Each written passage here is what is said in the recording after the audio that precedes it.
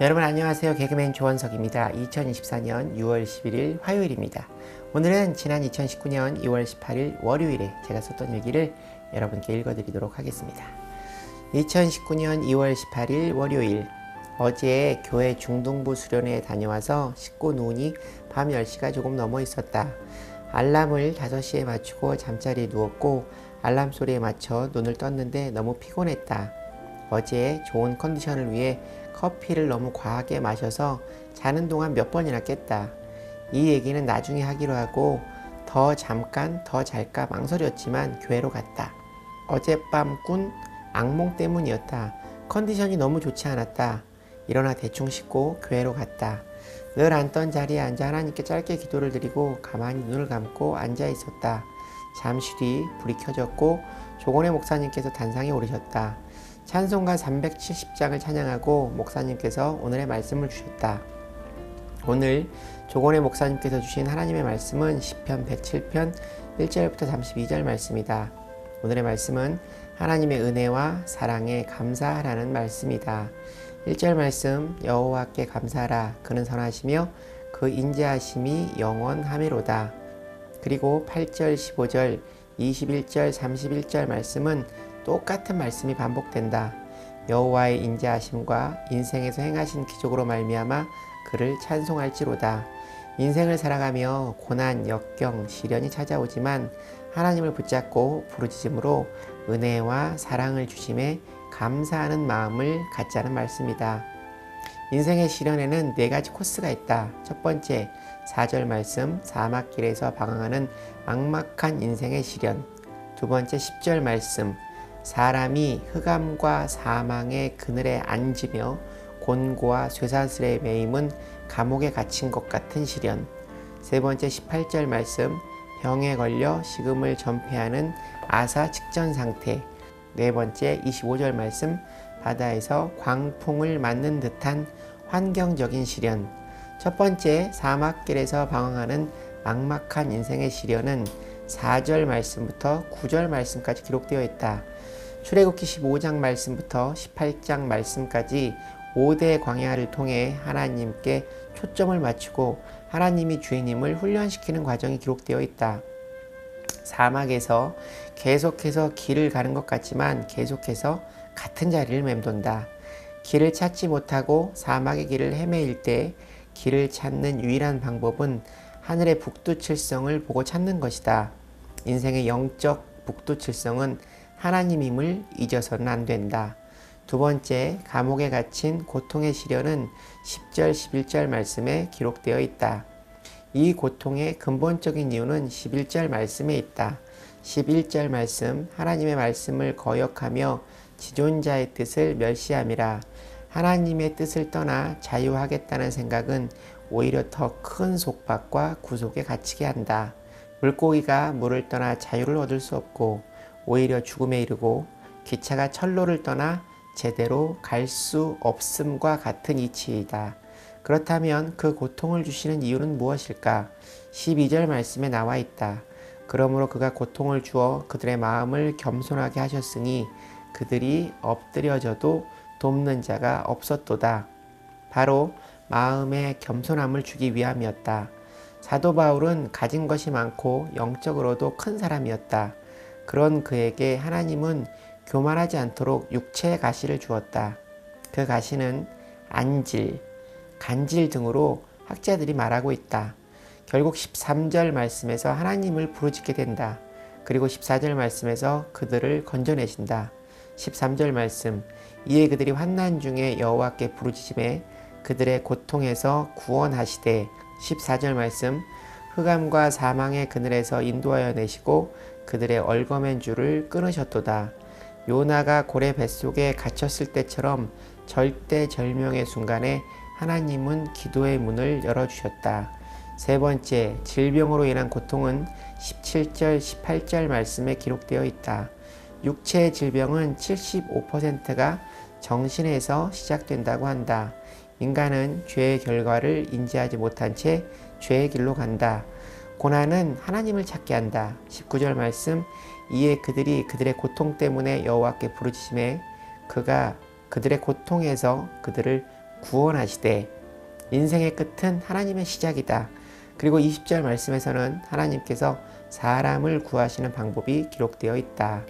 20절 말씀, 그가 말씀을 보내어 그들을 고치시고 위험한 지경에서 건지시는도다. 병은 죄에서 시작된다. 그 죄는 영혼으로 시작되는데 그 영혼을 치료하는 것이 바로 말씀이다. 하나님의 말씀은 우리 병의 근원을 치유하는 것이다. 네 번째, 인생의 바다에서 풍랑을 만난 시련. 23절 말씀, 배들을 바다에 띄우며 큰 물에서 일을 하는 자는 인생의 바다에서 광풍을 만났을 때 하나님께 부르짖어야 한다.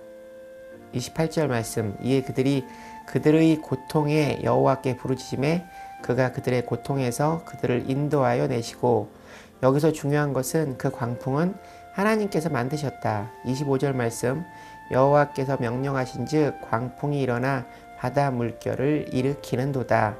인생의 모든 문제는 하나님과의 바른 관계로 해결될 수 있다. 광풍 속에서 할 수 있는 일은 결국 하나님을 부르짖는 일이다. 28절 말씀, 이에 그들이 그들의 고통 때문에 여호와께 부르짖음에 그가 그들의 고통에서 그들을 인도하여 내시고, 30절 말씀, 그들이 평온함으로 말미암아 기뻐하는 중에 여호와께서 그들이 바라는 항구로 인도하시는도다. 오늘의 말씀을 한마디로 정리하면 어느 순간이나 하나님께 매달리며 기도하면 승리하는 인생을 살 수 있다. 아멘. 난 굳게 믿는다. 이제 어제의 일을 반성하려 한다. 어제 교회 중등부 수련회 진행을 맡아 경기도 광주에 있는 진세골 사랑의 집이란 곳을 갔다. 도착해서 식사를 하고 7시부터 약 1시간 나에게 시간이 주어졌다. 준비된 선물을 나눠주기 위한 게임을 하는 시간으로 그 시간을 채우고 싶지 않아서 새로운 시도를 해보고 싶었다. 강연처럼 내 얘기를 하며 중간중간 학생들의 의견도 듣는 시간을 갖고 싶었다. 그런데 그 생각에 비해 내가 너무 준비를 하지 않았다. 평소에도 어떤 행사나 짧게 간증을 할 일이 있으면 따로 할 말을 준비하지는 않는다. 준비한 말이 오히려 현장 분위기와는 안 맞아서 좋은 진행이 되지 못하는 경우가 있기 때문이다. 그냥 그 분위기에 맞게 그때그때 진행하는 것이 좋다는 생각으로 이렇다하게 준비를 하지 않았다. 그런데 어제는 분위기가 잘 풀리지 않았다. 그리고 머릿속에 아무 생각도 나지 않았다. 어떻게 이럴 수가 있지 할 정도였다. 지금까지 내 인생에서 망친 행사로 세 손가락 안에 들 정도였다. 어떻게 시간을 대충 때우기는 했지만 내가 전혀 만족할 수 없었다. 기분이 정말 찝찝했다.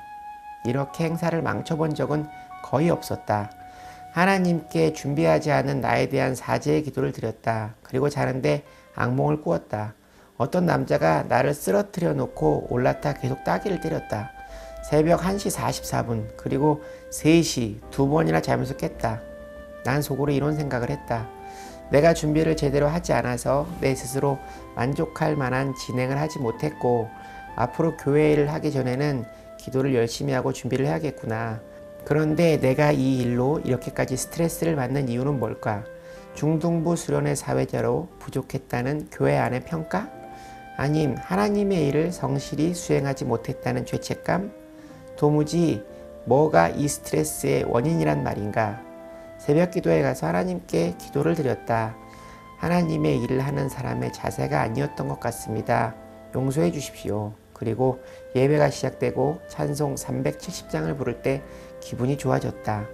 순간 두 가지 생각이 들었는데, 하나는 하나님께서 앞으로 나에게 더 큰 사역을 시키시려 자만하지 말고 겸손으로 그리고 더 철저히 준비해서 대중 앞에 서라는 깨달음을 주시려고 어제 같은 일을 만드셨으며, 또 하나는 마귀가 나의 자신감을 꺾어 하나님의 일이 나와 맞지 않는구나 하는 생각을 심어주려고 어제 같은 일을 만들었다는 생각을 했다.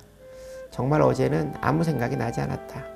보통 마이크를 잡고 무대에 오르면 머리에 할 말이 너무 많이 떠올라 무슨 말을 먼저 해야 할지를 고민할 정도인데, 어제는 머릿속에 아무 생각도 나지 않았다. 아무튼 그 두 가지 생각의 결론은 하나 아니겠는가? 하나님께서 나에게 깨달음을 주시려고 하신 일이 맞다. 그리고 마귀가 내가 하나님의 일을 하지 못하게 하려는 방해도 맞다. 그렇다면 결론은 하나님 말씀 듣고 마귀의 방해를 이겨야 하지 않겠냐는 것이다. 난 말재주가 있어 하나님의 일을 하기에 좋은 사람일 수 있다. 잘 다듬어 하나님의 사람이 되어야 한다. 그리고 결심했다. 어제 교회에서 나에게 지급된 거마비를 애초에는 11조를 드리려고 했으나 전액 장학 헌금으로 교회 계좌에 입금할 생각이다. 난 거마비를 받을 만큼 내 몫을 해내지 못했다는 생각 때문이다. 다시 학생들에게 돌려주는 것이 맞다. 일기를 마치는 대로 교회 주보를 보고 장학 헌금으로 입금을 할 것이다. 이번 일로 앞으로 하나님의 일을 하는 자세에 대해 크게 배웠다. 하나님 감사합니다. 깎이고 깎여 하나님의 사람이 되겠습니다. 사랑합니다. 제가 하나님을 만나며 저에게 일어나는 일들을 하나님 안에서 생각했다는 사실이 감사하기도 하고 또 그 생각들을 실제 행동으로 옮기며 살아가는 모습이 참 다행이라는 생각이 듭니다. 그러나 한 가지 제 스스로 정확히 알아야 할 것은 하나님 안에서의 생각과 그 생각의 행동은 제가 한 것이 아닙니다. 나와 함께 하시는 성령님의 인도하심이 없었다면 불가능했다는 생각을 합니다. 늘 내 안에 성령 충만함으로 성령의 인도하심을 따라 살아갈 수 있도록 기도와 말씀 묵상을 게을리하지 않는 원석이가 되기를 바랍니다. 오늘 일기는 여기까지입니다. 여러분 오늘 하루도 주님과 함께 동행하는 행복한 하루 되시기 바랍니다.